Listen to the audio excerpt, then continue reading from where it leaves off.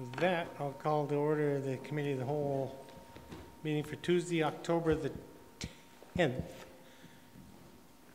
The last Committee of the Whole of this term. Any changes, additions to the agenda? In which case I'll move the agenda be approved as presented. Those in favor? Opposed? Motion's carried unanimously. We have one delegation with us this afternoon. Ms. Panning from the Canmore Folk Festival. The podium is yours. Thank you. Have to speak crisply and loudly so the assembled crowds can hear you. The whole crowd's here. And you three could move up a little bit if you like. So, yeah, I just wanted to come and show what we did with the money that the town so generously awarded us to support us for our 40th year and to do our Canada 150th celebration.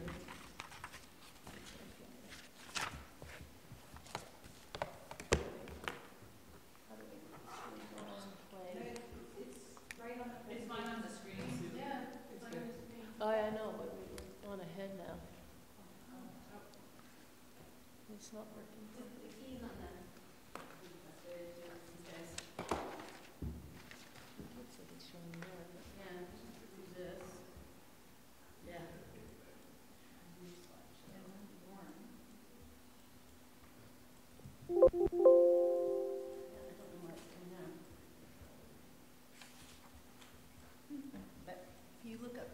Okay, yeah. There we go. Don't look at this one. Okay, perfect. And if you could just speak in front of the mic, perfect. So we came to council to ask for help with our Canada 150 project, and it was our 40th year this year.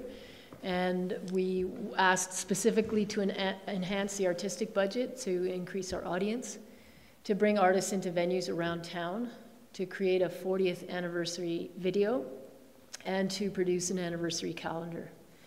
And we were very successful with our Canada 150 project. And just as a reminder, that was a project that we did with 4 other festivals, including Winnipeg, Calgary, Regina, and Vancouver, which was a really special thing that we were included in those festivals because they're a lot bigger in major centers. So we did our concert on the Friday, August 4th, and we had a really great turnout. So it was called the Canada Far and Wide Grand Esprit Concert.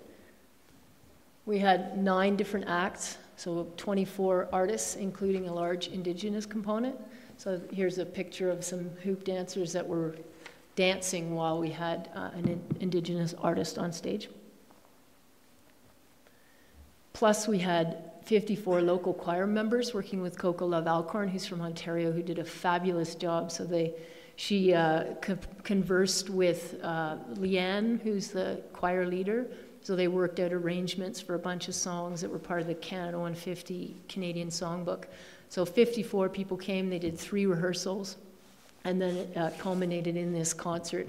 And we're doing a commemorative CD for them, which we're just doing now, of the 3 songs that performed, and it was live broadcast on CKUA.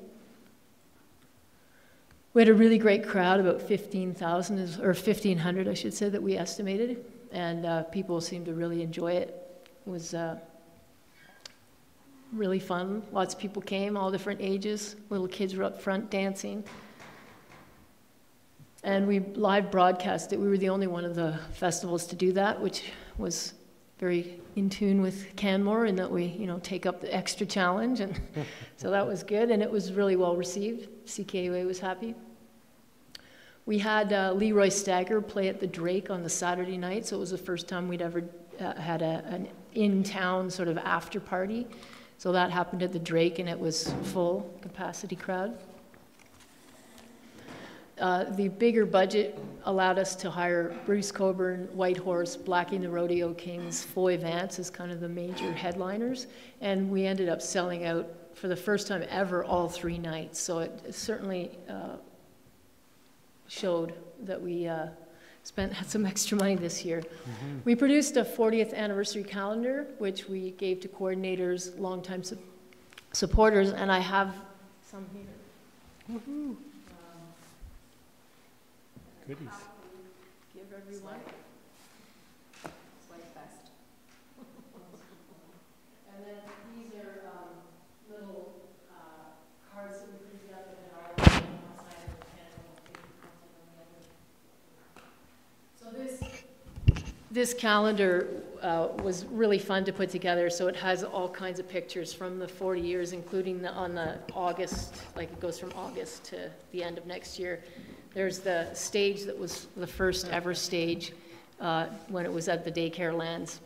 Yeah. And, you know, it shows the stage being built, and it's just got artists from all the years. And it's just pretty special. It was a really nice thing that we could do for coordinators. And there's no way we could have been able to fund that without the extra support. Great, yeah.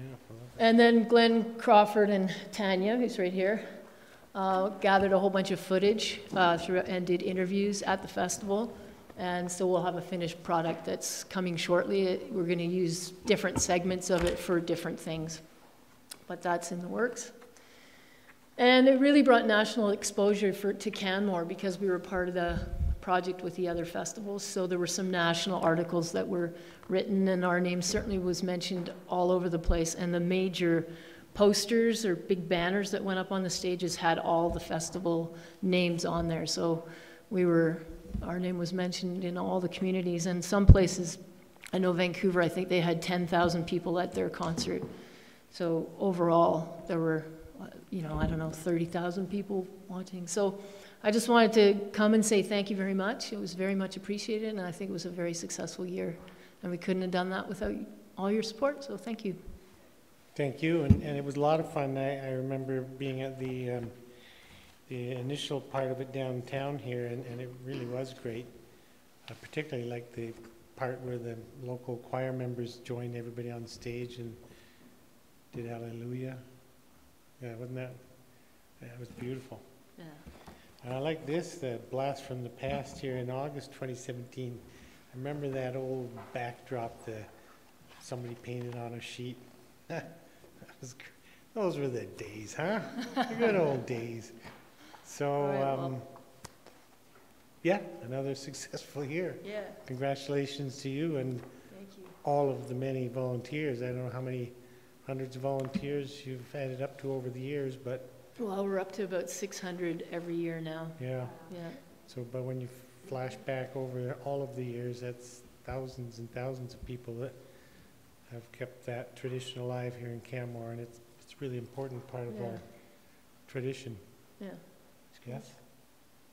I'd like to. Oh. Councillor Seeley. Thank you, Your Worship. Ms. Panning, thank you so much. This is my favorite folk fest ever. I've been to a lot of them, and it was really well done. Friday night concert, really well attended, and again, well done. All 3 days sold out. That was remarkable too, and they sold out early. Mm-hmm. I had friends coming out and trying to buy tickets, and they couldn't. So I think that sends a message too. Book your tickets early, give us some stability, and yeah, it's a great time. Yeah. So thank you very much. Thank you. Yeah, and that sort of information spreads out. You know, I always go to Edmonton afterwards to the Edmonton Festival, and the number of people like, oh my God, I heard Canmore was sold out. It was so amazing. Wow. So, I mean, that message gets out there. So the name Canmore really does travel a lot because of what we do here, you know, in the music scene anyway. So we can be very proud. What did you say the total attendance was for this year? The attendance? Yeah. It was about 16,100 over the weekend, and then that doesn't include the Friday night or the pancake breakfast or the after party. So overall, I think when you add everything up, it's about 26,000 people.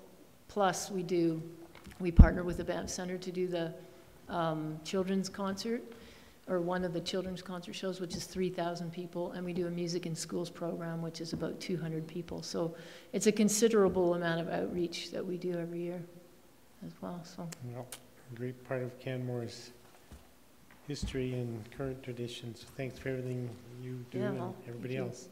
Great. Thank you. Okay. Looking then to the minutes of September 12th Committee of the Whole meeting. Are there errors or omissions? See none, I'll move the minutes be adopted as presented. Those in favor, Opposed, motion's carried unanimously.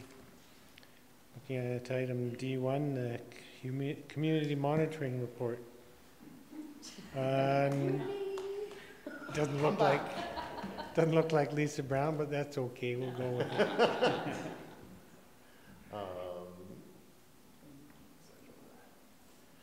I am not Lisa Brown, no. No, that's a fact.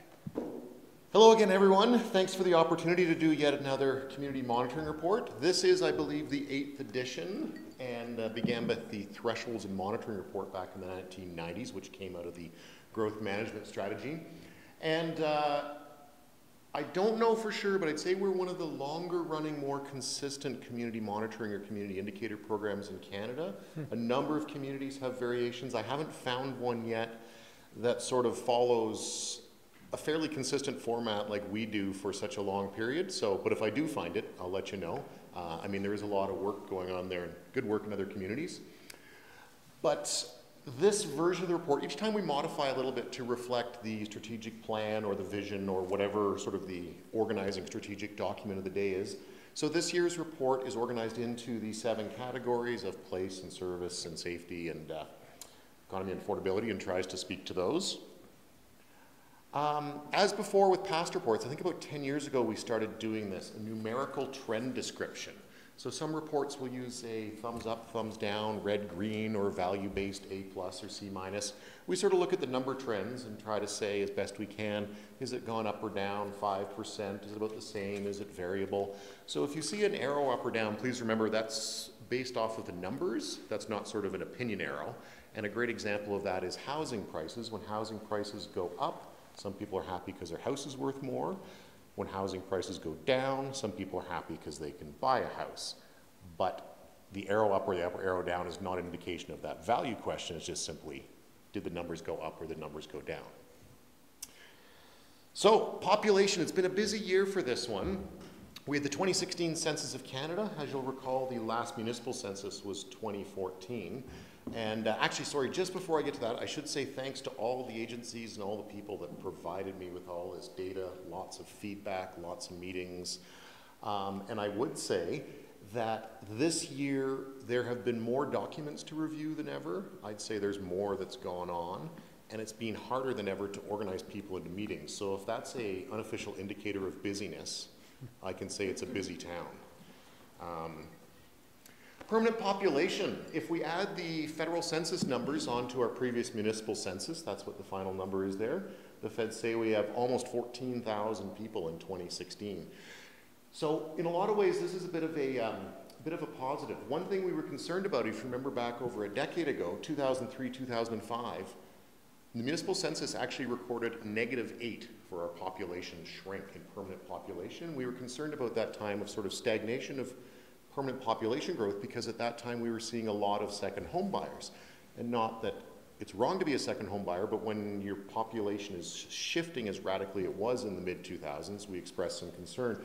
This time we actually we've been having some slight increases in permanent population, so we think that's a good sign.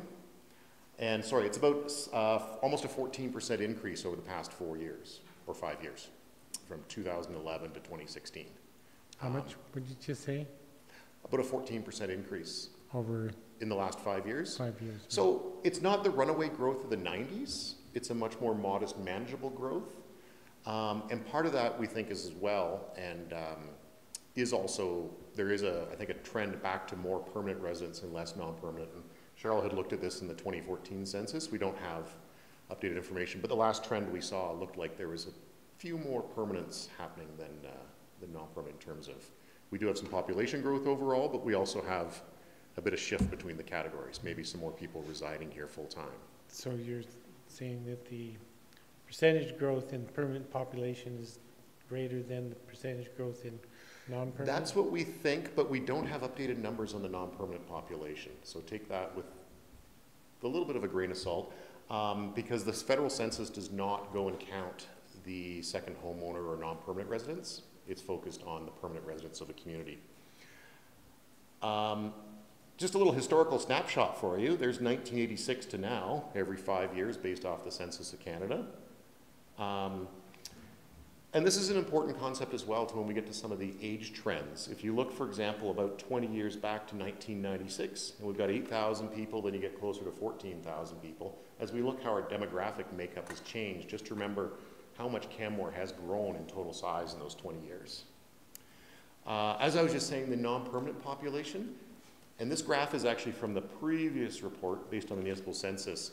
If you might recall that Cheryl put a lot of hard work into that census trying to better ascertain how many non-permanent residents we had.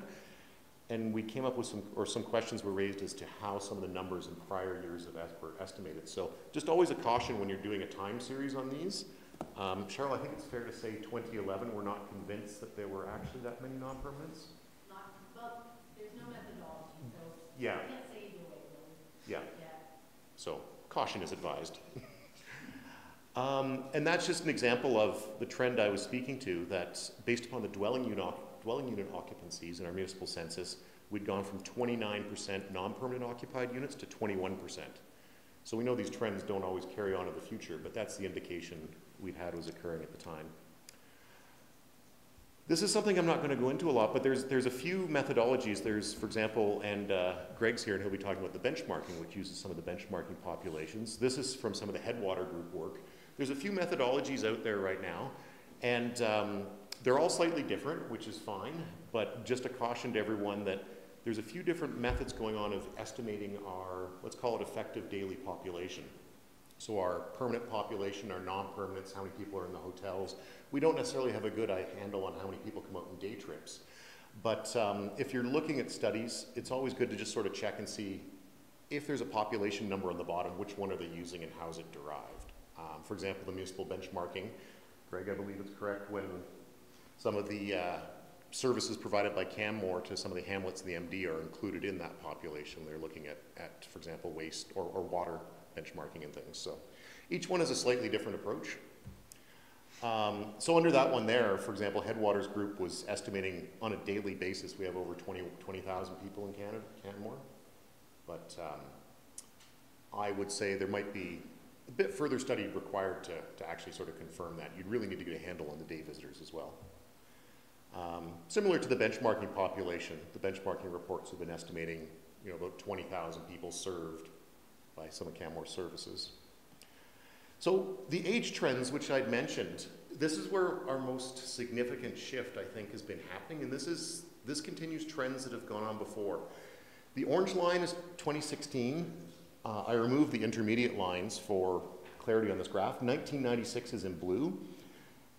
And if you look towards the bottom, you'll see as percentage of the population, children aged 0 to 4, 5 to 14, there's actually fewer of them as a percentage of the population than there were 20 years ago. And when you move up the age brackets,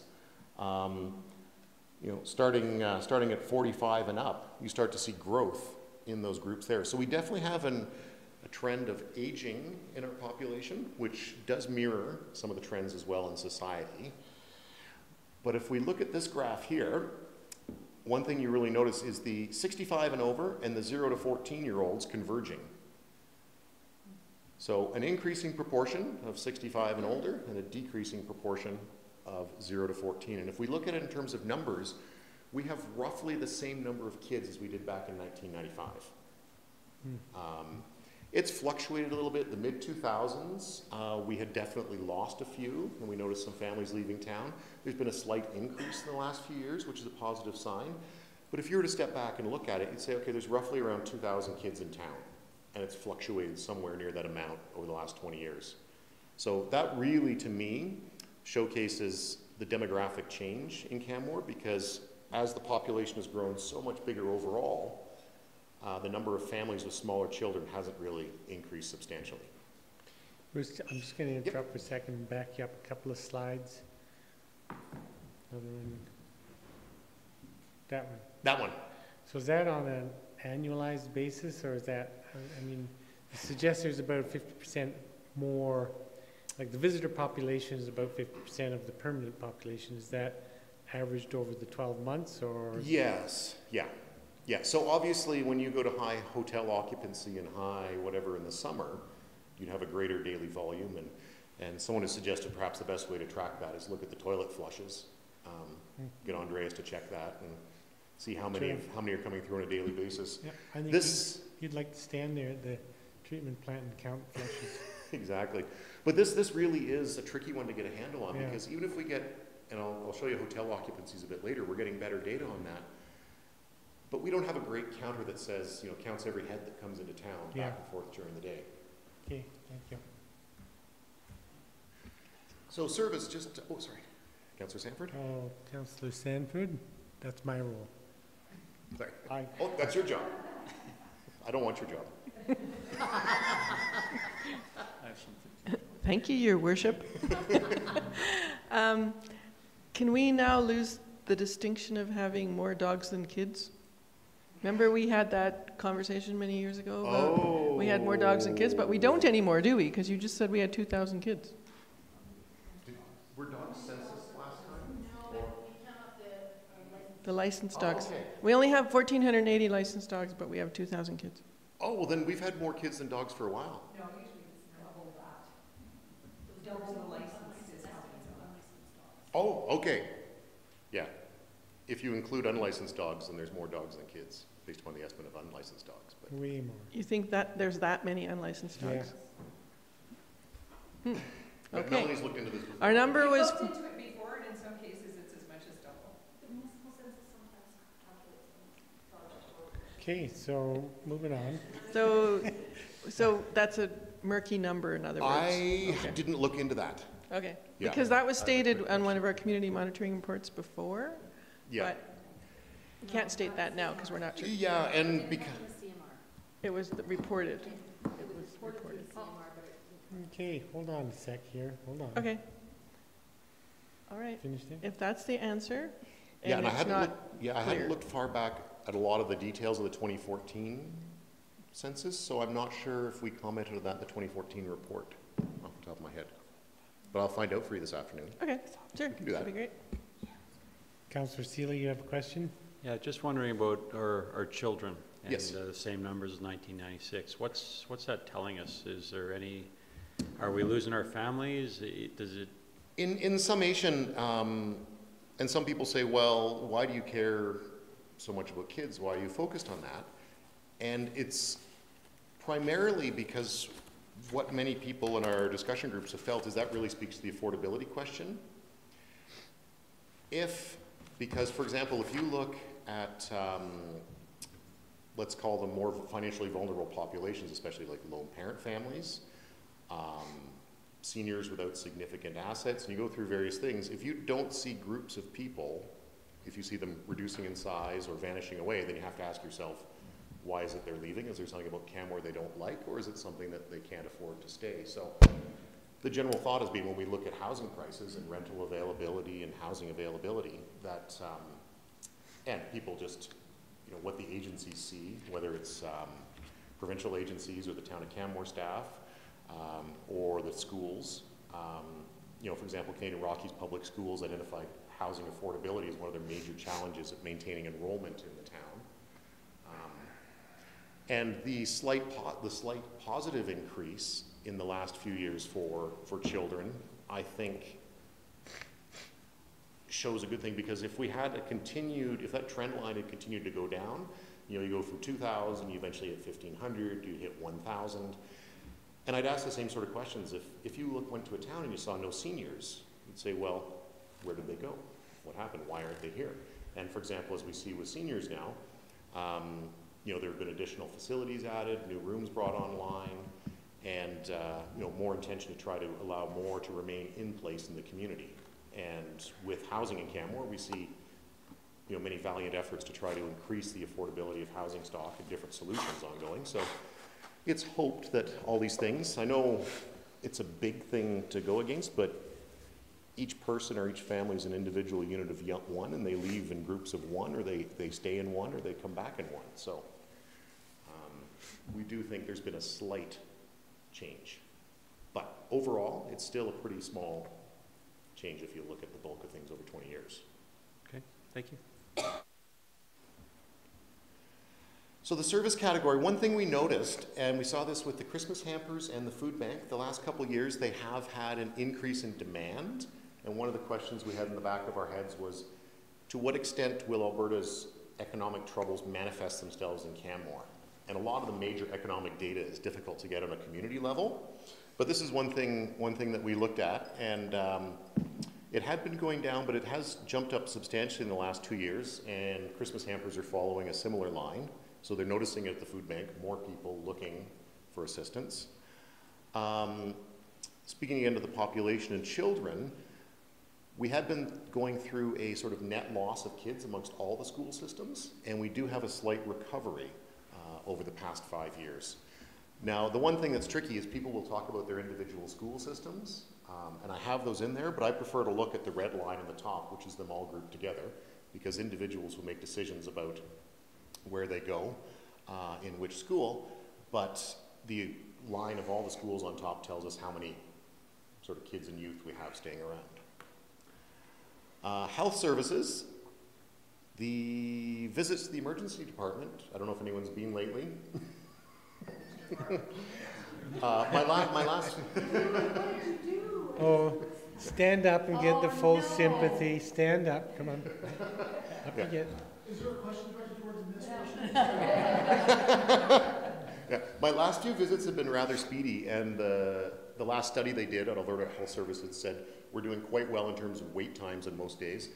The opening of an urgent care in Cochrane really helped out Canmore, because a lot of folks out there that were faced with going to Calgary and a big wait time would actually drive out from Cochrane for a lot of minor ailments, but the emergency care has taken off some of our pressure here. One thing I really like to look at, and I often talk about with people in other places, is do you have a family doctor? And some people I meet in some cities say, no, I've been trying to get a family doctor for 5 years, let alone an appointment with any doctor. And here in Canmore, if you look at there, we have about 300 people per registered family physician, and the Alberta average is about 837. Obviously, it varies by community. I threw in a few other local communities just so you can see. There's another graph in the report that shows total number of doctors, but we included the family physicians because, of course, total doctors includes all the specialists. Or you go to Calgary, and there really are a plethora of doctors. I mean, but many of them are teaching at the university or working in radiology, so they're not always the frontline service staff. Sorry, and I'm just breezing through the service section because there's a lot of material and we have limited time. But moving on to safety, we've always had a safety component in the report, but because of the strategic priorities, we have a separate safety section now, which was actually a great reason for us to go back and reevaluate what measures are we using, and we added a few more in. Artist conception, of course. Council's well familiar with this one. There's been a significant amount of work in the flood and Mountain Creek hazard analysis and mitigation and forward planning, but another thing as well, the fire department's here. Wildland urban interface and fire smarting. Fort McMurray definitely highlighted some of the hazards. Previous fires in Kelowna did as well. 2017 made a number of people, including me, rather nervous, and I know California is currently engaged in some significant wildfires at the moment. So fuel thinning continues. The new municipal development plan has some additional information on risk assessments and fire smarting. So yeah, you can see there's on the Banff National Park side, as well as the Nordic Centre side, there have been some sort of, I'll call them landscape scale fuel modifications. Like we go back to 2003 and that Carrot Creek burn, which was fun watching it burn beside the highway when you drive back and forth to Banff. And then around Canmore, we have a lot more sort of neighborhood level fuel reduction projects in place. Not so much the landscape scale ones of landscape scale fuel breaks, but potentially very valuable and useful in the event of fires starting in and around and near the town. But overall, if you look back to Stu Walkinshaw's Wildland Urban Interface hazard assessments, the Bow Valley is rated as pretty high hazard. I mean, we just have to look out there to see all those trees. And that map is in the new report? Yes, that's a Town of Canmore map. Yeah. Okay. Yeah, it's in there. I may have gotten that from Greg. I can't remember. I think I did. Yes. Yeah. Community safety. We're doing pretty well in terms of crime. No one can quite remember exactly what was going on in 2003 that we had so many crimes. Most of them sort of smaller thefts and sort of general assaults, so I don't know if people were stealing and brawling. But this does mirror an overall trend in society. Bad years, those were as well, but it's pretty stable. We saw a slight spike in 2015, which before the 2016 data came out this summer, had me a little concerned because we know across Alberta, thefts of vehicles and small thefts and home break-and enters have gone well up in 2015 and 2016. So when I saw that brief up in 2015, I was immediately concerned, but it seems to have been and one thing to remember is a few incidents in this town will actually sway the graph a bit. Here it is compared to, on a rate per 1,000 people. We use 1 per 1,000 instead of 100,000, as society does, because it's hard to conceive of 100,000 people in Canmore, although maybe if the folk festival keeps growing. So we sort of sit in between Canada and Alberta, and one of the important things to remember, and if you ever look at the crime stats in detail or talk to the RCMP, most of our occurrences or incidents are theft under 5,000. We don't have a lot of the so-called bigger crimes. And when you look through the crime statistics, there's an incredibly long list of them, and I'm glad to say most of them aren't happening in Canmore. Here's a really good news story. And the RCMP staff sergeant just reported to me the other day. He said, we were just ranked as the lowest violent crime severity index for all the RCMP detachments in Alberta. And so what they do is they rank crimes according to its severity, and there's a standardized system across Canada. Murder is worse than a bar brawl. And so 2004 is when we had a murder. That's why we get that big spike there. So you can see how one murder in Canmore will shoot us up like that. But on a basis against society, we're much lower than society's average, and we're the lowest of all the RCMP detachments in Alberta. So that's great news. Economy. This data took a bit of work to get. The federal government had grouped us in with other economic regions stretching from the Montana border all the way to the Northwest Territories. But it took me 2 years of cajoling. They split us out. And we're still only at 17% of this economic region. It's with Banff, it's with Jasper, it's with Rocky Mountain House. So it's not ideal for Canmore, but what it does show, and I think this also shows a big influence of some of these foothills communities, is the unemployment rate, which is the red line, jumping up after the oil crash. And I don't know if we've seen that locally as much. I mean, many employers are still a little short of staff. So it's not 100% representative of Canmore, but it is the smallest region that we can get this data for. Job orders. The Job Resource Center is noticing less employers looking for employees, so we'll see if that trend continues. Temporary workers, this is a big shift in our landscape. If you remember, starting back about 2014, they were changing the regulations. The graph on the top right shows the number of TFW positions based upon the labor market impact assessments, where you have to apply as an employer and state the reasons why. And then the one on the left is custom data that they got for us with the number of people that are work permit holders, and you can see the drop-off happening in Canmore. The orange bar, the International Mobility Program, that's like Australians, young people maybe? from Australia and Europe or whatever. Yeah, so places where we have agreements with for those mobility of labor, a lot of times that's people under 30, often Commonwealth countries, that sort of thing. I don't know the full details of all the program, but... Do you have any idea how that upper right chart would compare to Banff? Because they still have a lot of TFWs working in Banff, I think. Yes, and I got the Banff data and I can't remember. They gave us a 2-for-1 deal on price, so Banff got it for free. Aren't we nice? Okay. Business license registry. Overall, we're seeing a slight increase, which is a positive sign. And the big thing that's been shifting is we notice the number of home occupations.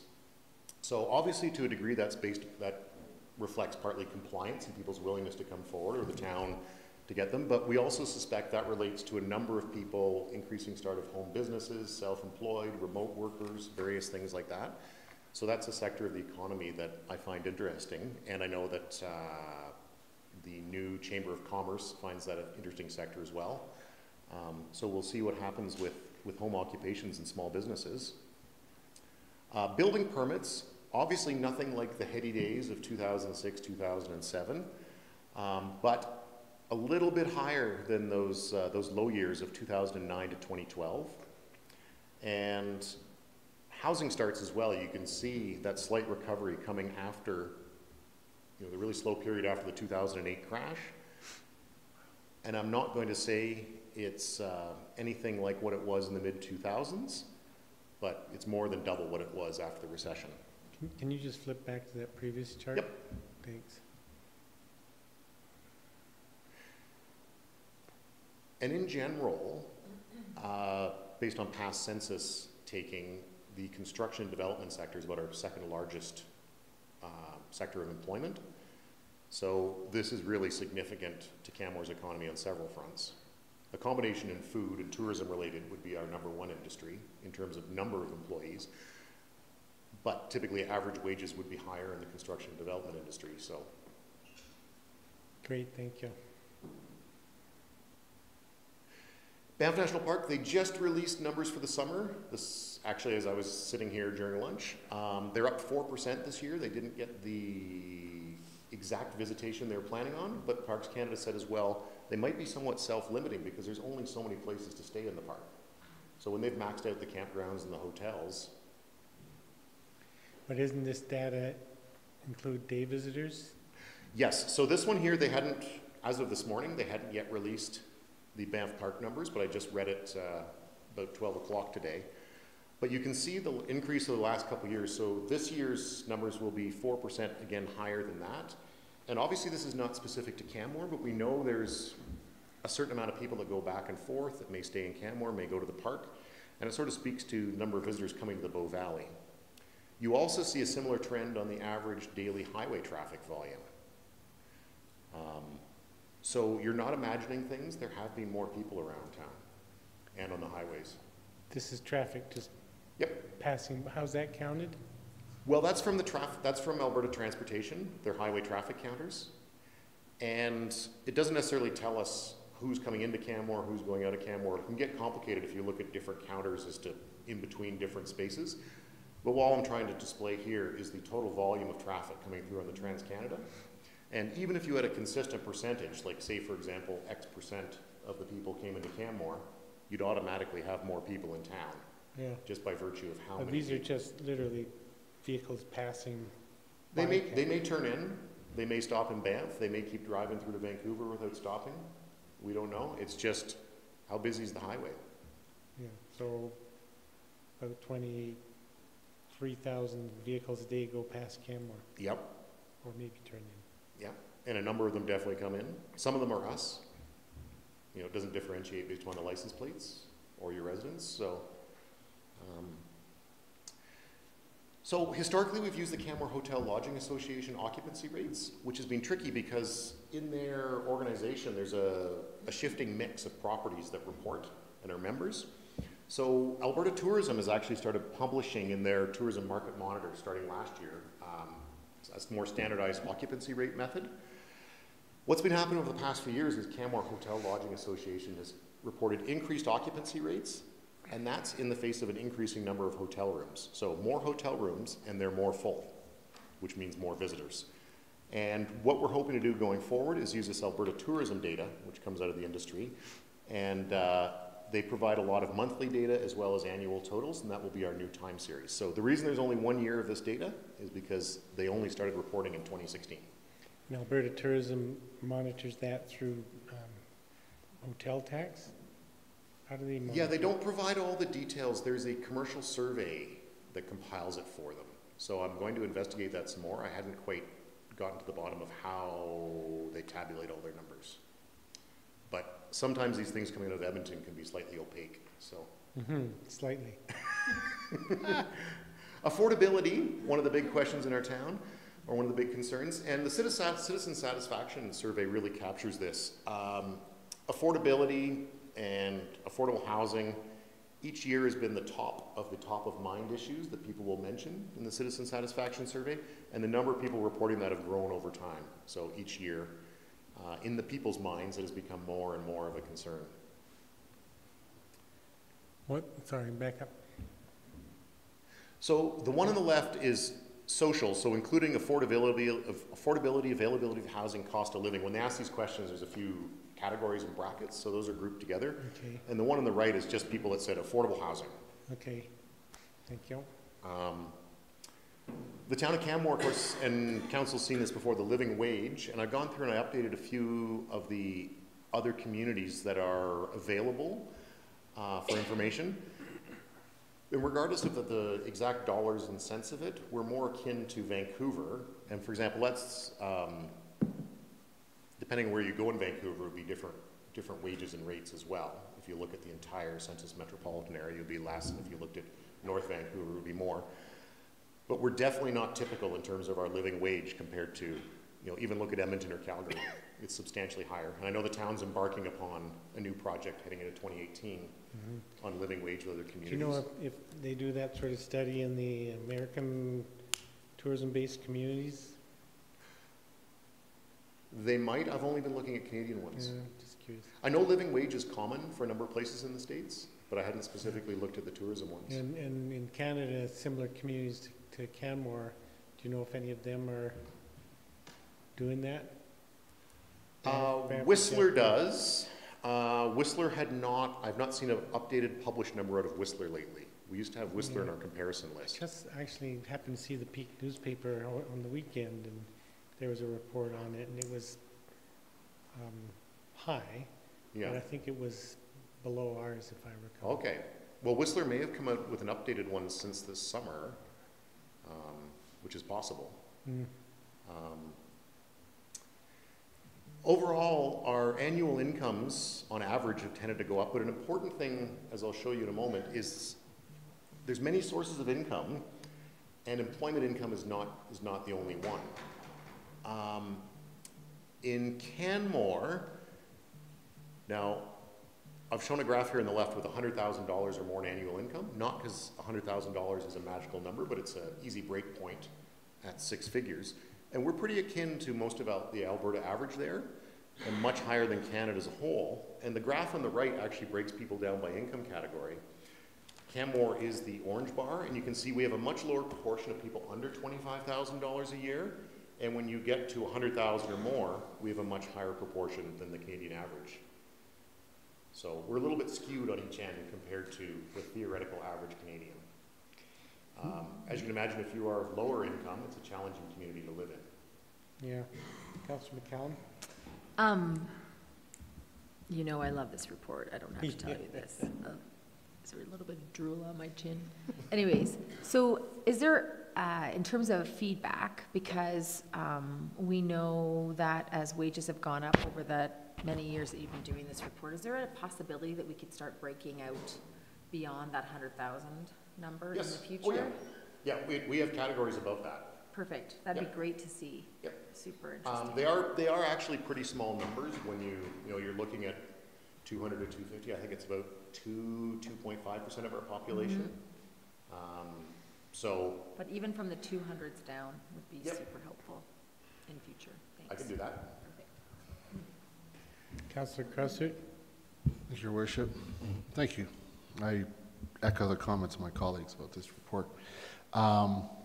Would it be fair to say that in 2015, more than 50% of our population was earning $50,000 or less? Yes. And our living wage required, I was just about to do the math here, is you need $50,000 in order to have living wage. So that means half of our population potentially is earning less than living wage. I think your math is pretty much right. Okay. Now that we don't know the circumstances, it might be one individual in a couple is earning less than 50 and the other one's earning 100, and as a family unit they're doing fine. But that's a concerning breakdown. Yeah, there is additional information, and I have some of it in the report with family and household incomes that comes out from the census, because you need the census to link it back to the enumeration to then group some of the people together with the tax data. Right. And the here's the one. So the average income. So when you see our average incomes going up, looks great. Everyone seems to be making more money. But where does the money come from? And this is, if we could just imagine for a second, we take all our money, all our income, we put it in one big community pot, and what are all its sources? So employment income, we're about 64% employment income compared to 75% in Alberta. So that's a big difference. Government transfers were pretty low, including employment insurance. Like, we have fairly low unemployment insurance claims here. Investment income is the big one. So 19%. So that could come from straight up investments, from dividends. It could be, as we've seen with the latest federal government tax plan, they're concerned about people with businesses who are holding investments in there, but this will be realized as personal income. But the scale of that is really substantial, because we know, back to Councillor Krauser's point, if you're making $50,000 or less, or you're at or below the minimum wage, you are unlikely to have substantial investments to generate 3 times the national average in dollars for investments. So this in part speaks to the average income shown may not fully represent what the average working person's making. And there is also, we see a growing gap in the data between employment income and total income, which tells us there are people with more money that are getting richer, and then people that are working for their money are not necessarily keeping up with that standard. So, and the split has just started to recently happen in the last 5 years or so. They were sort of tracking parallel before, but there's an increasing differentiation happening in the income data. And the investment income number for Canmore has gone up 2 points since this last report. Yep, it's growing.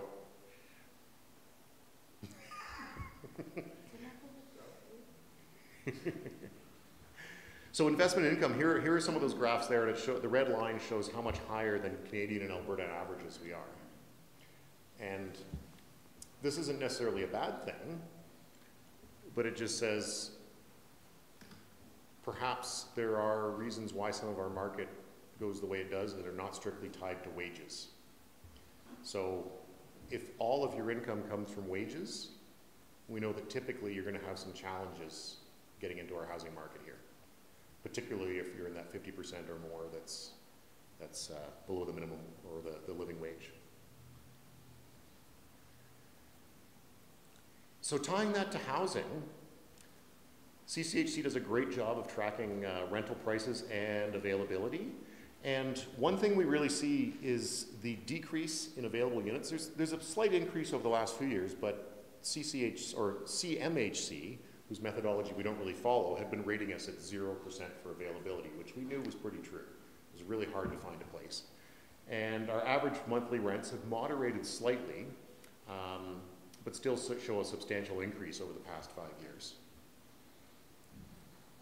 And of course, this information is critical to the CCHC model because it's based off of the good information they can gather about rents. When you look at average resale prices, this is all unit types, not just single family homes. So Canmore hit around $661,000 last year. And I should say that there's no standardized number that comes out for Canmore. There is a database that the realtors feed into, and then each one will perform their own data pulling and analysis on it. So sometimes you'll see stats that vary slightly, but they're all usually ballpark. One thing to notice as well, which also speaks to some of the affordability things we compare to society, the blue line is Canada, and look how Canada has been ramping up.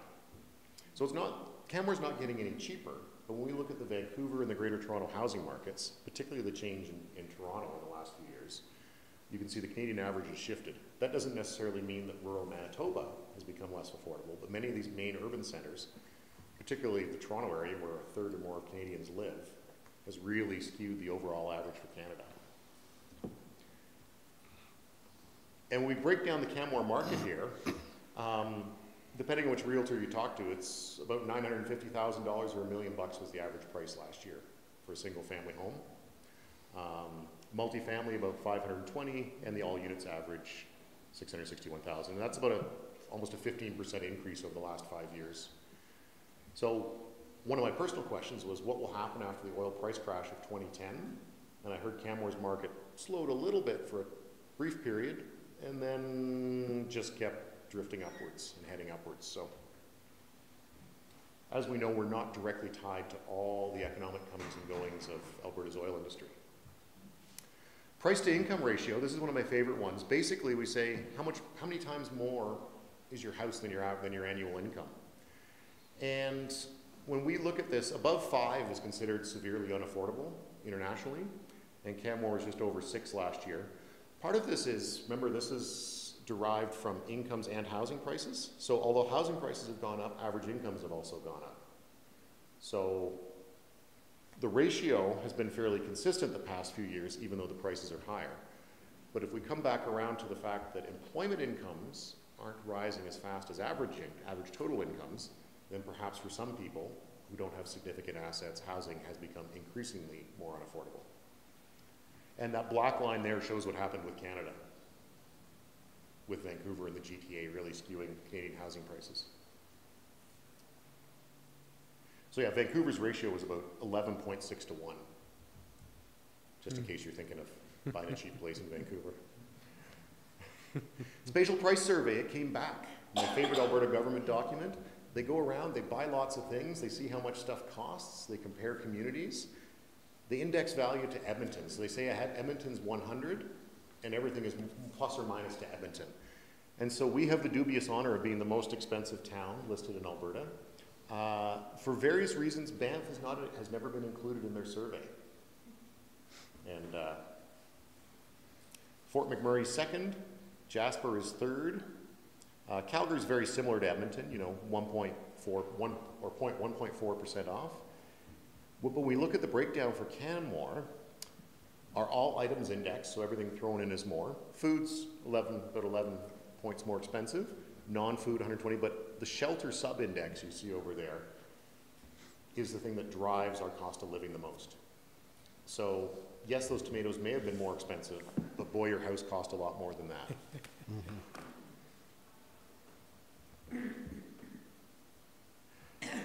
So how are we doing for time? Should I?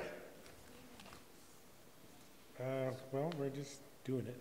We're just doing it? Okay. Human-bear conflict. I'll speed up this talking a little bit. It's variable year by year. We don't have the 2017 numbers in yet, but as we can see, 2013 flood year really slowed down the bear conflict. I think it affected the berry crop and perhaps less people were outside as well. But talking to Jay Honeyman, I mean, each year is slightly different. Some things are the same. For example, buffalo berries on the Quarry Lake side, pretty common. We had one contact incident in 2017, not on this graph, one in 2016, one in 2014. Fortunately, we haven't had a fatality since 2005 in Isabelle Dubé. But when you have contact incidents, I know that that question always looms large with the Fish and Wildlife and conservation officers. The human-bear conflict. Now, one thing to remember about this is it looks predominantly like it's in urban and residential areas. But when you look at the province's definition of conflict, which are in the back, if someone sees a bear in the woods, that's not considered a conflict. If a bear is looking at you through your back window, that would be listed as a conflict. And so just by the very nature of that, we would expect to see more things listed. So for example, if a bear has an elk carcass in an urban park, that would be considered a conflict. A bear with an elk carcass halfway down the Spray Valley doesn't even rate a mention. So this does not necessarily mean that you're in more danger from bears in Canmore. Temporary area closures. We had lots this summer. Council's well aware of that one. We had a similar closure last year as well. Here's just an example of, they don't have updated spatial data yet, but you can see the red zone through Three Sisters, Stewart Creek, Quarry Lake, indicating those areas where we frequently get that berry crop conflict in the summer months. And that's pretty consistent. The town and the province and WildSmart have done a lot of good work removing berries from certain areas, certain high use areas, but the fact remains that we should pretty much expect that the bears will come back to where the berries are every summer. And here's one of the outcomes of this: bear removals and deaths, highly variable by year, but in the last 5 years, 61 bears, 57 black bears, and, oh sorry, I've got my numbers wrong there. Oops. That should be 66, sorry. So anywhere from 2 to 19 bears per year. 2015, almost those are all, I think those are about 19 black bears were removed that year. It was a bad berry crop. and a lot of black bears came into town. So Bear 148 is a high-profile story. Bear 148 is a sad story. But Bear 148 is not the only bear. And this includes, I'll show you here, management relocations, management destructions, roadkill, rail kill. And one reason I'm showing the black bears as well there is to remind that anything that happens to a black bear because of some of their similar activities could easily happen to a grizzly bear. They're also attracted to fruit trees. They also get on the roads. They also feed on berries. So we do have more black bears around, so you see that in the statistics. But that's a lot of bears. Human-cougar conflict, it's been a little bit quiet on that. There were, back in 2013, 2012, sorry, I shouldn't say quiet, there were a lot more cougars feeding on deer and elk in and around town in those years. And we don't know if the current slight drop, but it is rather variable, relates to prey species or just what happened. I mean, cougar could easily have a deer kill a block away from your house in the woods, and you might never notice it. So, fortunately, we haven't had any contact events or fatalities related to cougars. But of course, the potential is still there. Trails and recreation. I think Canmore's Council's pretty familiar with a lot of this stuff. Many things going on. The Human Use Management Review study, the camera study from Alberta Parks, which hasn't been finalized and released yet, but shows a lot of human and dog activity in the corridors and adjacent areas. There has been work on signage and education and trail removal and rehab. Of course, the Wild Smart ambassadors are out there all summer long, all season long, talking to people. And actually, the final thing to note here in this section would be mountain pine beetles. And we'd gone into a bit of a lull, but they're coming back, so just keep that in the back of your mind when Lisa Guest comes talking about pine beetles. The province is recording more and more surveys and says the conditions for another outbreak do exist. So being mindful of time, I don't know if we wanted to go through the urban environmental things. I know Andreas has presented on a number of these before, but I can certainly keep going for 5 more minutes. We are running a little behind, so how many more slides do you have?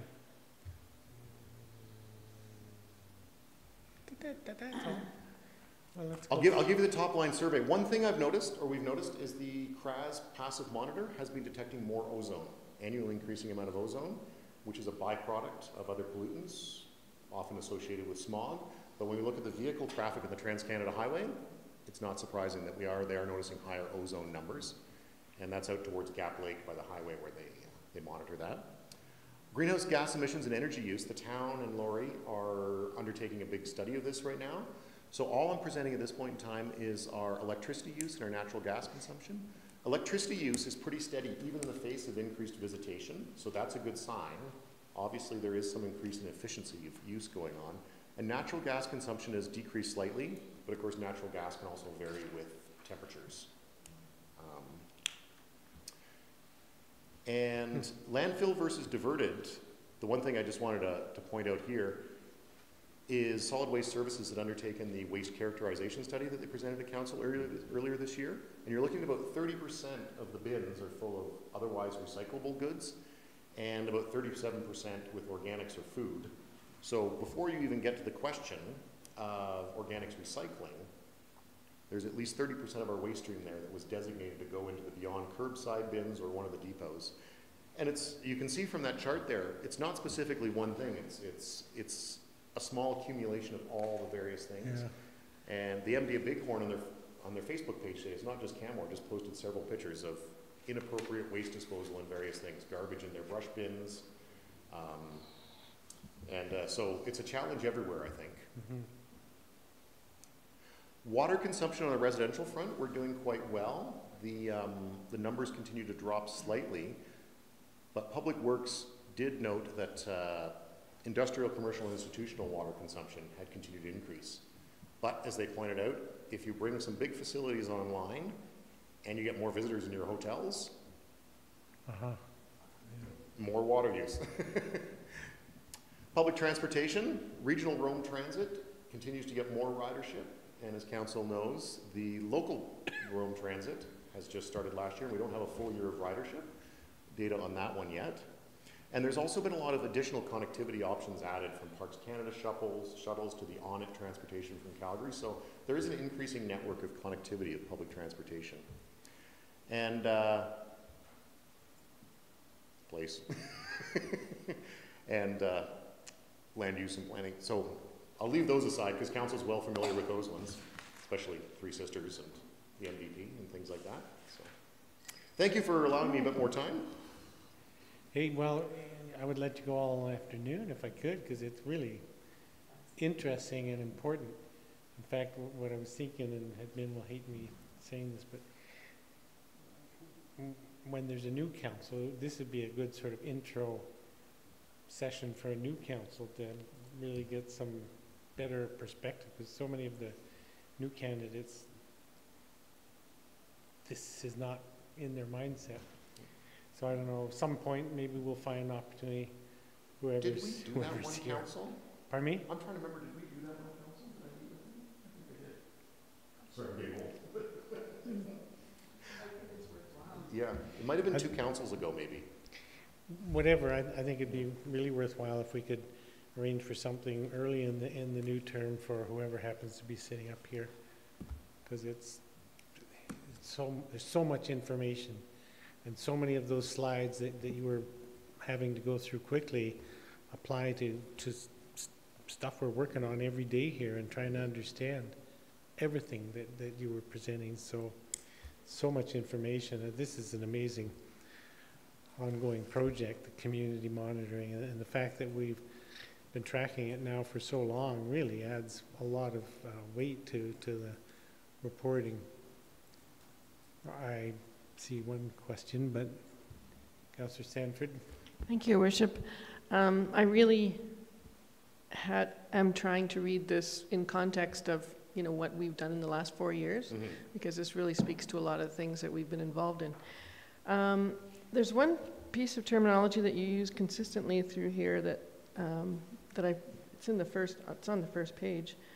During the mid-2000s, you're referring to an era of the mid-2000s. What do you actually mean by that?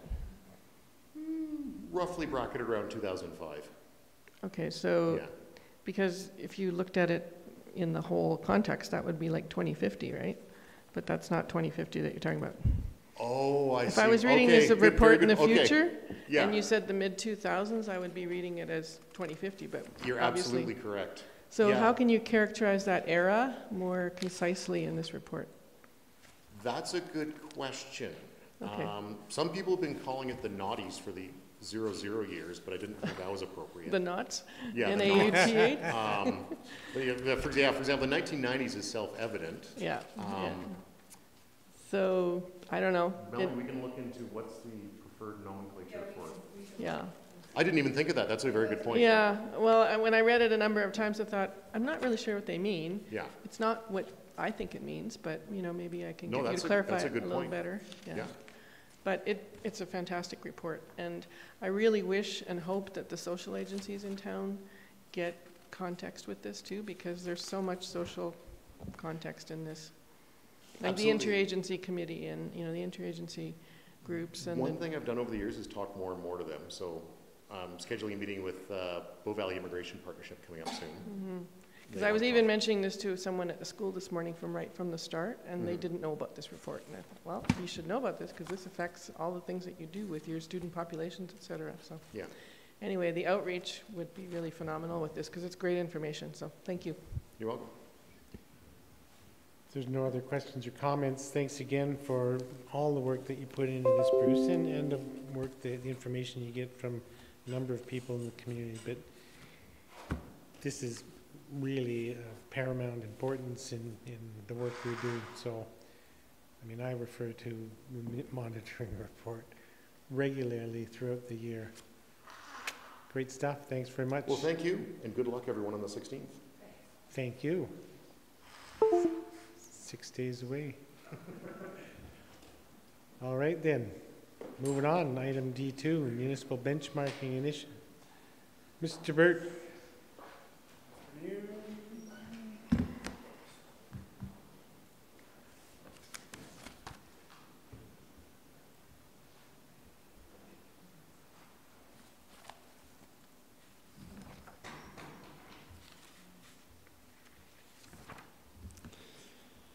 Afternoon, Your Worship, members of council.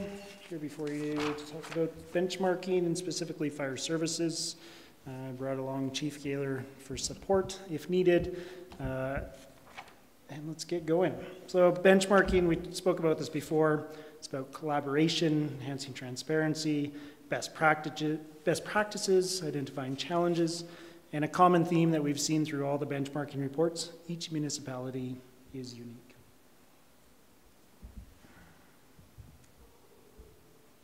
For the fire services benchmarking report, there were 9 participating municipalities.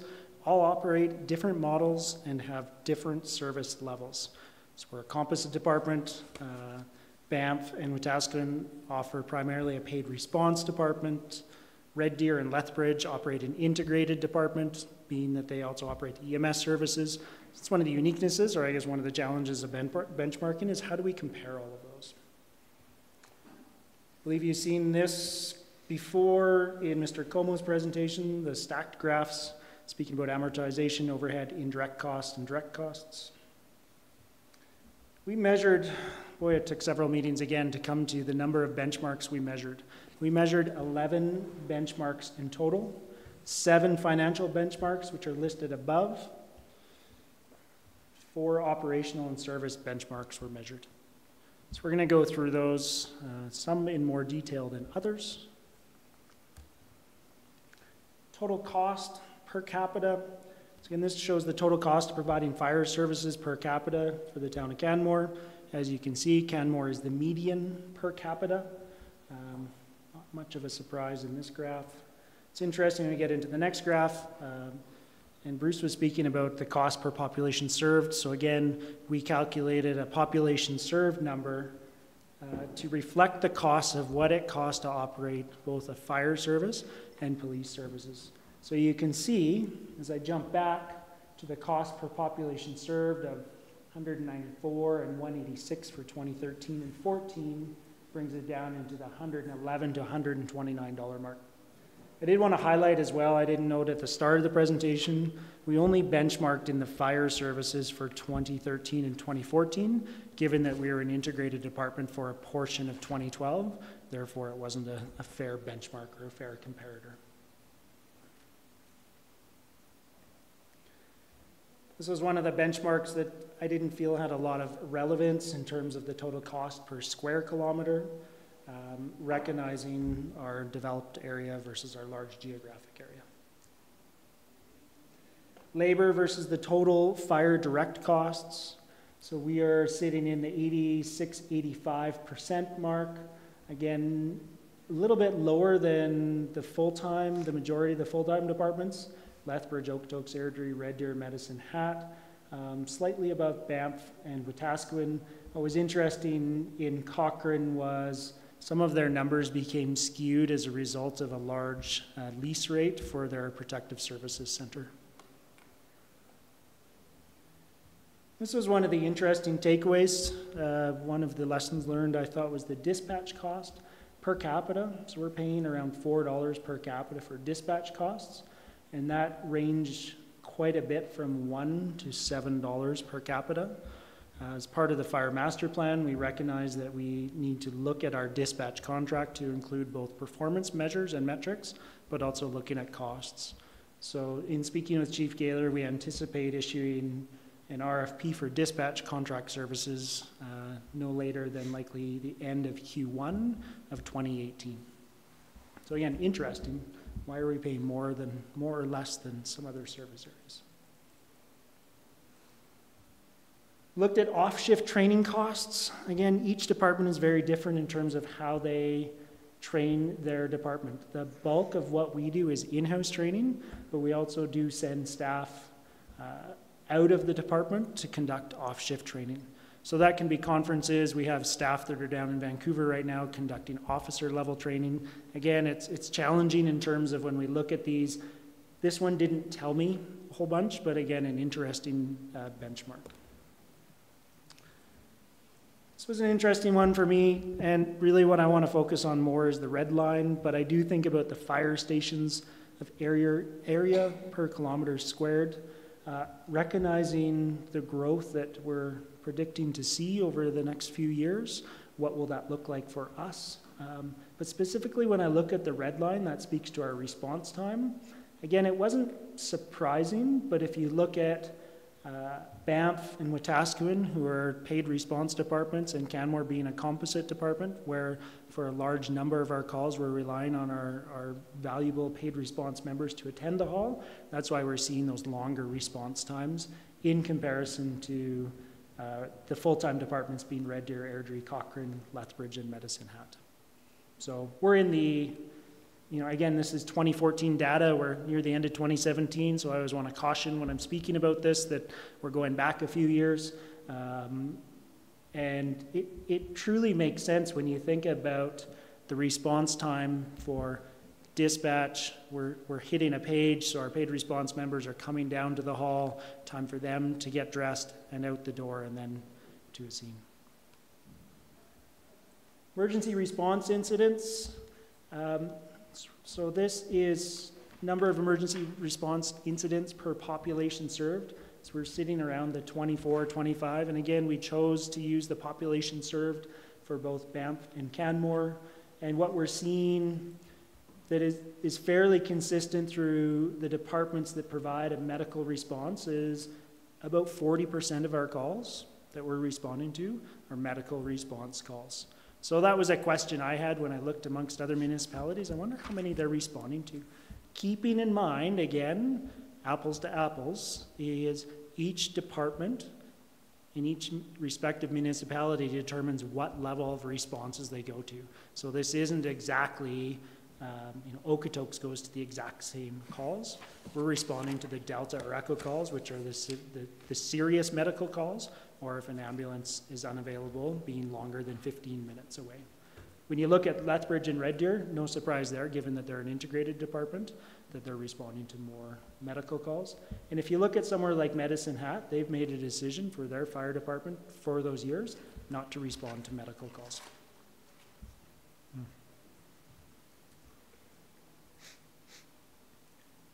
So shoot and travel time. Previously we spoke to response time. Again, shoot and travel time. No surprise that Canmore, Banff, and Wetaskiwin running either paid response or an integrated composite department are slower in terms of shoot and travel. Councillor Sanford. Thank you, Your Worship. Thank you, Mr. Burt, for your presentation. Yes. I just had a question for you about the comparisons. I have a graph on page 292 that talks about response time. 292 of my report, but I'm not sure what that's your report. Let's take a look. And it's referring to the firefighters for first response. Yes. And Banff is 7. And Lethbridge is 3, and most of the other ones are 4. Mm-hmm. And I thought that 4 was the standard, so those two are not doing what I understand is the standard? So there are standards, but it's not set in stone. So No. as you can see through the municipalities, the bulk of them respond with the standard of 4. Right. Lethbridge, my understanding, given the model they run, the integrated model, they respond with 3. And I don't recall why Banff responds with 7, to be honest. Okay. But how did they do it with 3? Because I always thought that you had to have 2 or 4, and they're doing something with 3 that I was not aware of you could do with that low number. That's a good question. You don't know? Chief Gaylor, do you have a understanding as to why Lethbridge would be responding with 3? Maybe more of an opinion than my understanding, but yes, I have an understanding. Yep, you can have a opinion. Briefly speak to that. There is a few agencies that have chosen to do the initial response with a 3-person staff. It is generally not an accepted best practice. I can't speak to why Lethbridge had made that choice, but I know the industry standard definitely is a 4-person response. Calgary underwent a deep dive review recently, you may be aware of it, and a recommendation was to run their first run truck with 3. It was pretty unanimously decided not to go that route and stay with a 4-person response. I'm fairly confident saying the industry standard for sure in North America is a 4-person initial response to a fire emergency call or scene. Specifically why Lethbridge chose not to, I can't speak to. But as far as staying within a fire best practice, I would suggest that it might not be quite there. So they're doing with 3 and their response time is under the 10-minute response time. So this is just shoot and travel.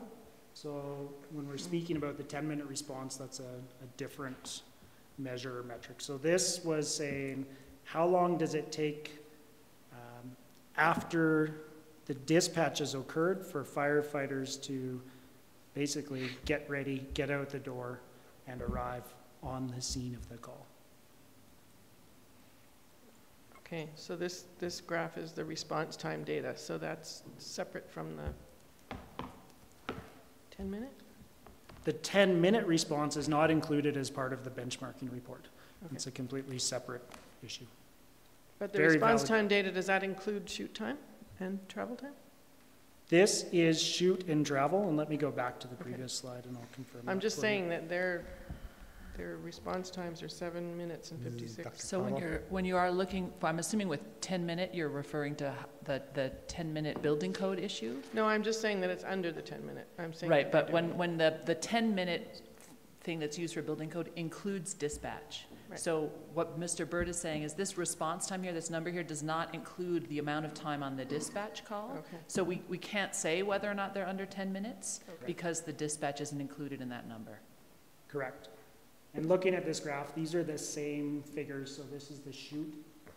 I may have misrepresented. This is the shoot and travel time. When you look at the numbers of 10 and 13 minutes, it was rounded up. Whereas these are the exact numbers of 10:07 and 12:36. But the decision from the benchmarking perspective was, let's truly look at the fire department response, recognizing that there's different dispatch services. So let's look at how long does it take to get ready, get out the door, and get to the call. And you would see in those areas, again, the full-time departments, everything to the left of Canmore is why their response times are lower than ours, because they have the full-time staff inside the hall. And there may be other factors, number of halls in an area, number of distance they need to travel. So Airdrie would be an example where they have 3, I believe 4 halls now. So they would have likely similar shoot times to get out the door, but decreased travel times. So that answers it. Okay, thank you. Very good question. They're 2 totally distinct, different issues that are both confusing. Councillor Seeley, you have a question. Thank you, Your Worship. Mr. Burt, when we're talking dispatch times, one of the things you were going to look at was price.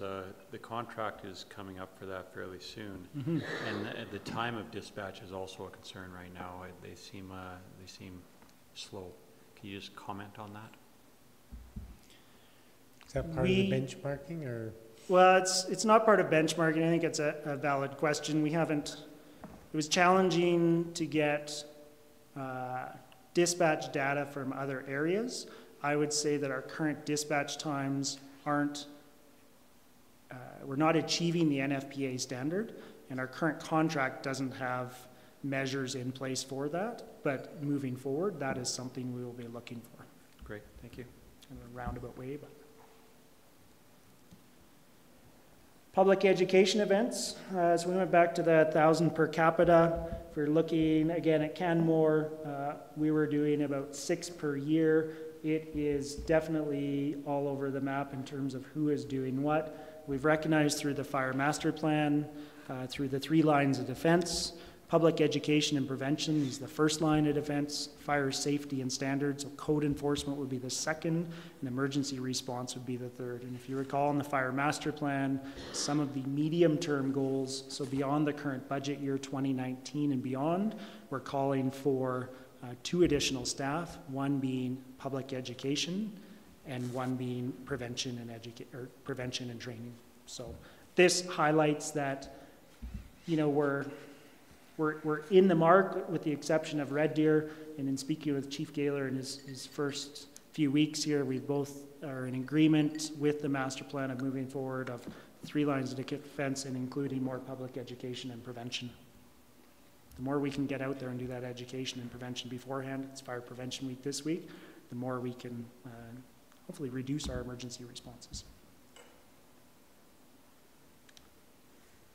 So in summary, Canmore is generally in the middle for the cost to operate the department, especially when you factor in the population served. Response times are slower than full-time departments. Not really a lesson learned, but no surprise. Where do we want to go? We're looking at dispatch. We're looking at increasing our public education, our fire prevention, our training, etc. And again, I just wanted to highlight that this recognize that the data is for 2013 to 2014. And similar to the RCMP policing report, BAMF is leading discussions to look to see if there's funding available from the province to continue the municipal benchmarking initiative.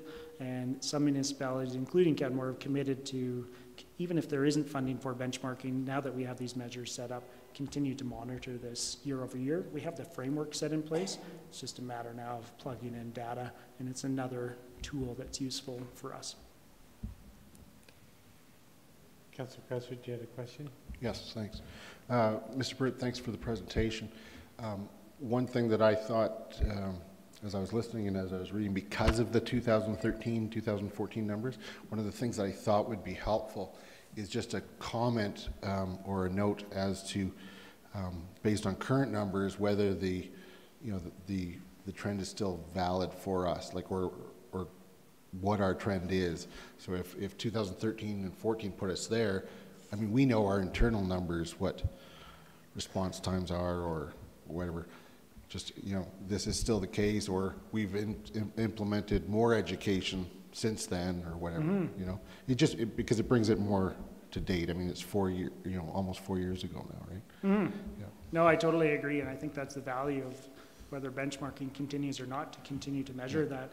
And now that we're at the point of a fire master plan approved for planning purposes, and likely future budget requests coming forward in 19 and beyond, what does that look like? Yeah. So if we went from 6 public education events per 1,000, if we add on a full-time public education officer, what does that look like? And we can look back and have points in time as to what that looks like. Yeah. As we implement, say, if we have a new dispatch provider that decreases our dispatch time, or we implement some small changes, green lights, etc., what does that look like in terms of our response time, and trying to tie those together. So I think there's some benchmarks that we will continue to measure but don't add a lot of value, but there definitely are some in there that I think add value as a year-over-year perspective. Yeah. And again, just the amount of time it took to put it together, agree on benchmarks, get the data in. Now that framework's done. I'm also foreseeing the fact that our administrative assistant will be going full-time, that will provide some assistance in getting these complete. I'm just thinking in terms of a new council going over these sorts of things. If the position is different than it was 4 years ago, it should be noted, just so that the mindset isn't, okay, well, we are still where we were 4 years ago. Yes, wholeheartedly agree. Thank you. Are there other questions from members of council at this time? Councillor Sanford. Thank you, Your Worship. I'm looking at the chart with the services provided on my page. It's early in the report.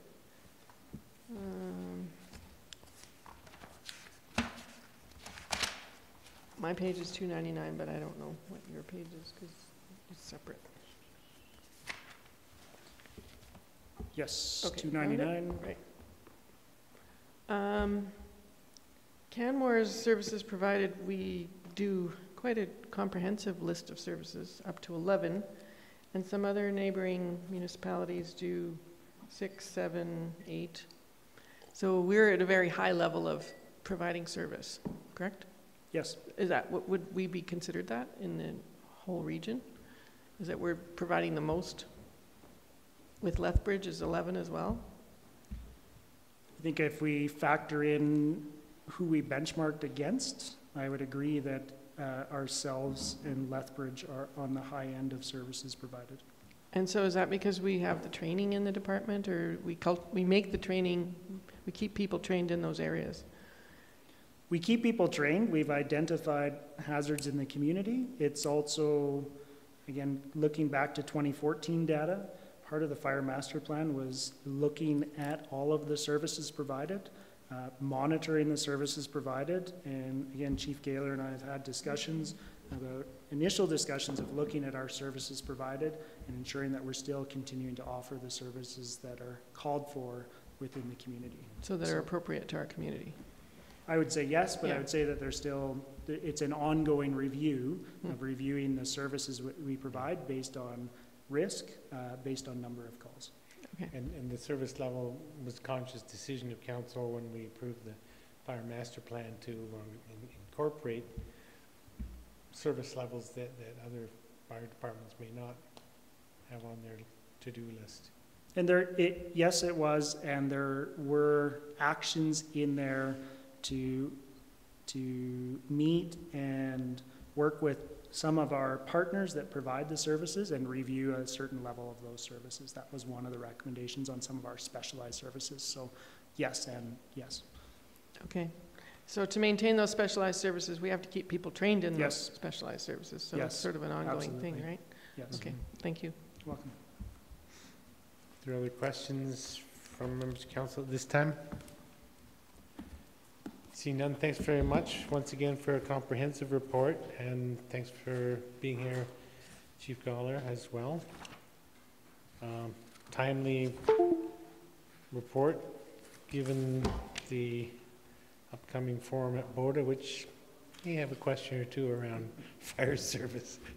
I'm just guessing. Awesome. Thank you. Thank you. Moving on then to item D3, report to the community. Dr. Cottle. Another timely report. It is a timely report. I'm here on behalf of Robin Denage, who is on vacation, but asked me to just briefly speak to this report for you.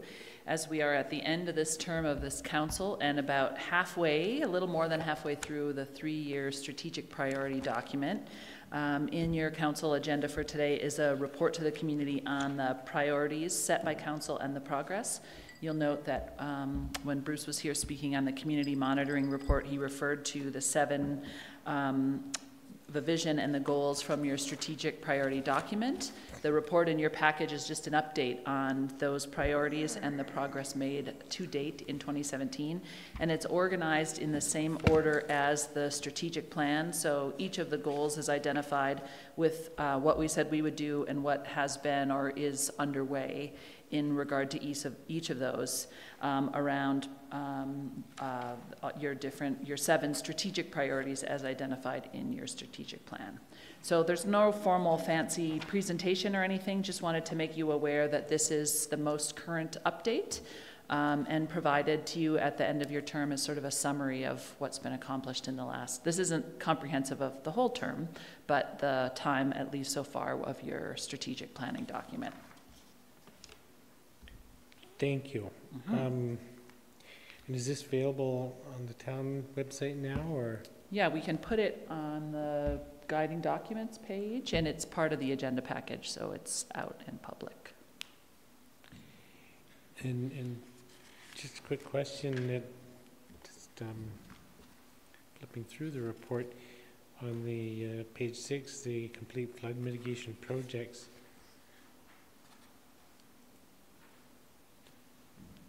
What's the judicial review that we're waiting for an outcome on related to Stones Canyon Creek mitigation? Sorry, It's page 6. I don't know either. I'm looking to Mike. It says we're awaiting the outcome of a judicial review Who's not in here? regards to Stones Canyon Creek mitigation, but I don't remember anything about that. I think that's a typo. Can we just scratch that? Manager 2. No, so that was specifically in regards to the Peaks of Grassy Oh. application. That is one of the many creeks that we have the word stone in their name. And that particular one is... Stones Canyon, right? That's right. We are... I think for a long time it was unnamed Yes. creek. Okay, And then Yeah, somebody or decided we... XYZ. those are creeks XYZ or something? Yes. Yes, there's XYZ, and then there's Stone Canyon Creek. Okay. That's right, yes. Okay, it's So- all rolled up in that, thank you. There's not another judicial review that you didn't know about, yeah. Okay. Thank you for that. Are there any questions from council on this? See none, thanks very much.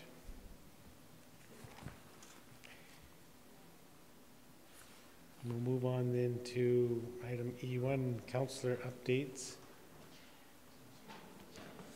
And are there any printed ones here? I don't have any in my report. Does the agenda contain any written ones? Because I don't have those. Okay. Yes, Councillor Steele, Great. Councillor Sandford, Those for me? Doesn't matter. Doesn't matter. I'll read them. Well, I didn't find time to provide a written update, so I'll really quickly go through verbally what I've done since the last committee of the whole that the rest of council haven't been involved with.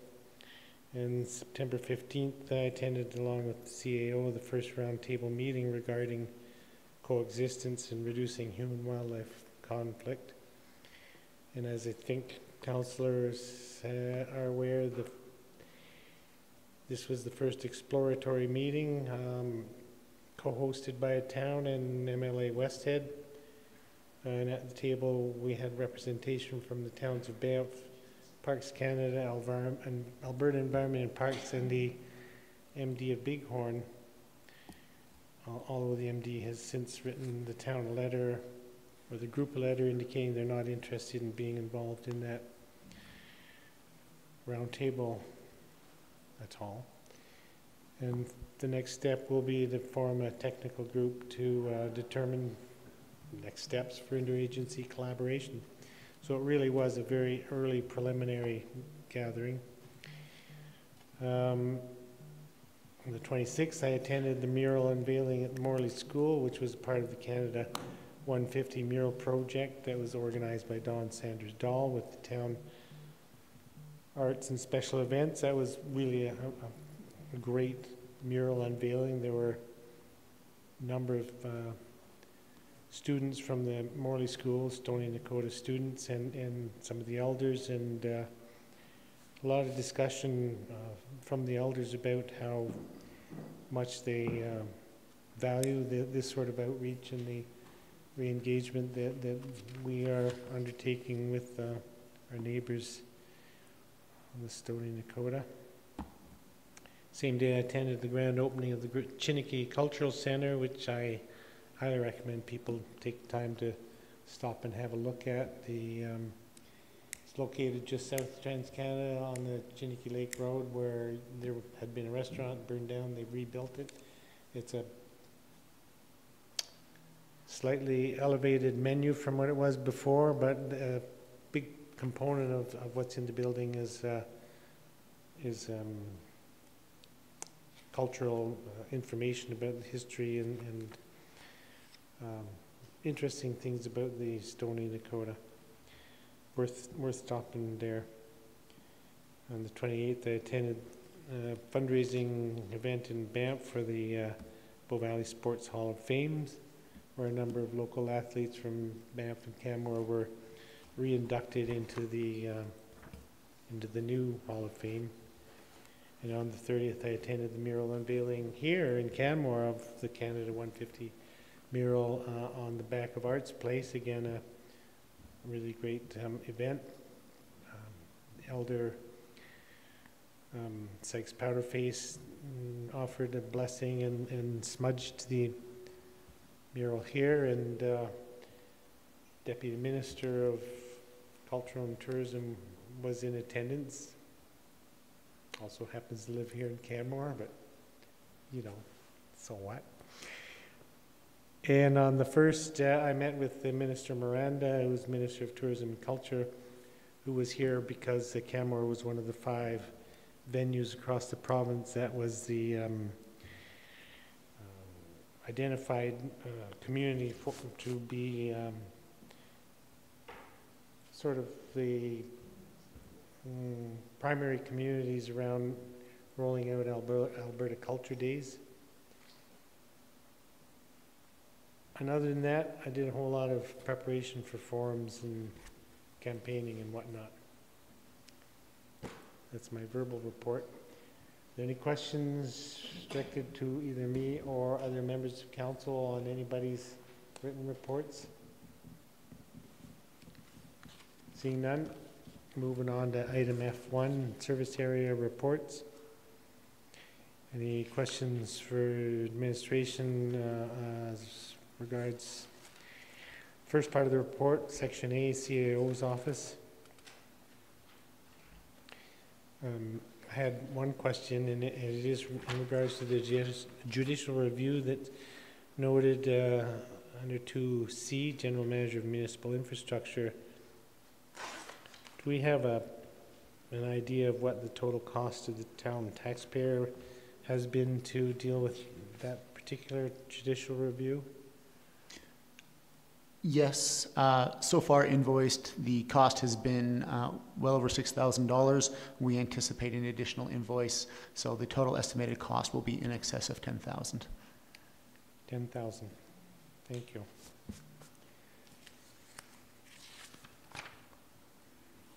Are there other questions to administration regarding section A? Section B under municipal services? Or section C, municipal infrastructure?